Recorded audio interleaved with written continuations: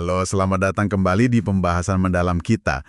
Hari ini kita mau gali satu pertanyaan penting nih dari buku The Personal MBA. Kenapa sih materi bisnis kayak gini tuh penting buat Anda? Apalagi kan sekarang informasi, wah banjir banget ya.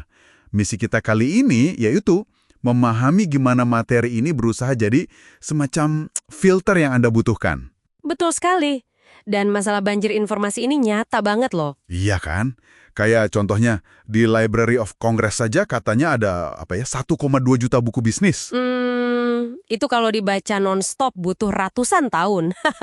Nggak kebayang ya. Belum lagi buku baru yang terbit tiap tahun, belasan ribu judul. Terus di Amazon, ratusan ribu. Majalah, artikel, blog, wah pusing. Nah, itu dia. Mencari yang beneran berlian di antara tumpukan kerikil informasi itu jadi tantangan besar. Persis, kayak kata Jacob Bronowski. Kita di sini tuh bukan buat sekedar menerima apa yang udah ada, tapi justru mempertanyakannya. Jadi gimana caranya kita nyaring semua ini? Tepat. Dan sumber yang kita bahas ini berangkat dari masalah yang sama persis. Penulisnya sadar betul soal ini, jumlah informasi yang segitu banyaknya, itu bisa bikin Anda semua merasa kewalahan. Dan kami tahu, Anda pasti nggak mau itu terjadi. Jelas nggak mau lah ya.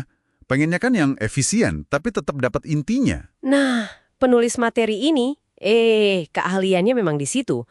Dia jago menyerap banyak info, terus menyalingnya jadi saripatinya gitu.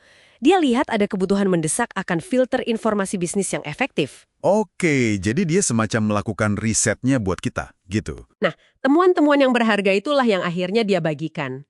Itu cikal bakal si personal MBA ini. Intinya, dia udah kerja keras nyaringin buat Anda.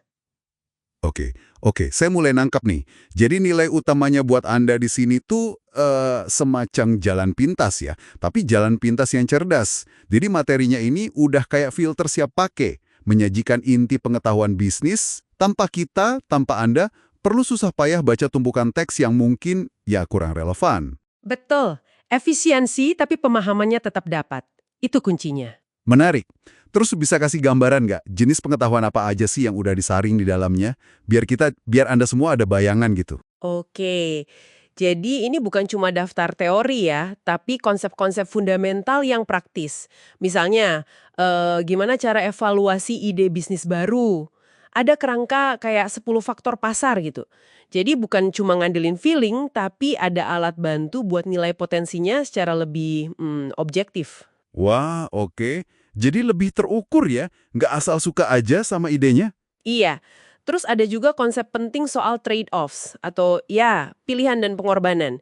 Ini kesadaran dasar kalau tiap keputusan bisnis itu pasti ada yang dikorbankan. Nggak bisa dapat semuanya kan? Bener juga. Ini sering banget kejadian pasti ya, pas sumber daya terbatas tapi maunya banyak. Persis. Nah, pemahaman ini bantu Anda bikin pilihan yang lebih sadar, lebih strategis. Daripada pusing ngejar semua hal sekaligus. Kebayang sih relevansinya. Ada lagi contoh lain? Ada juga soal interaksi pasar. Pernah dengar permission marketing? Oh, Seth Godin ya.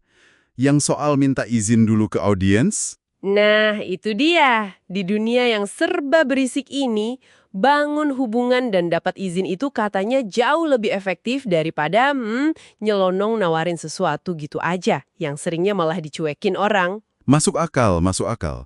Jadi lebih personal ya pendekatannya. Bisa dibilang gitu. Terus tentu aja, ada dasar-dasar finansial yang wah ini krusial banget. Kayak konsep break even, titik impas. Oh, kapan bisnis kita mulai untung ya setelah nutup semua biaya? Betul, tahu titik ini penting banget buat ukur kesehatan finansial bisnis Anda. Kapan sih sebenarnya bisnis ini mulai menghasilkan? Nah, ini cuma beberapa contoh aja ya, jenis pengetahuan praktis yang udah disaring buat Anda. Oke, jadi jelas ya benang merahnya. Kalau kita simpulkan nih, apa artinya semua ini buat Anda? Ya, intinya materi kayak gini tuh nawarin akses yang udah dikurasi ke pengetahuan bisnis paling penting. Ini cara cerdas buat hemat waktu dan energi Anda yang berharga. Anda nggak perlu lagi pusing nyaring lautan informasi sendirian.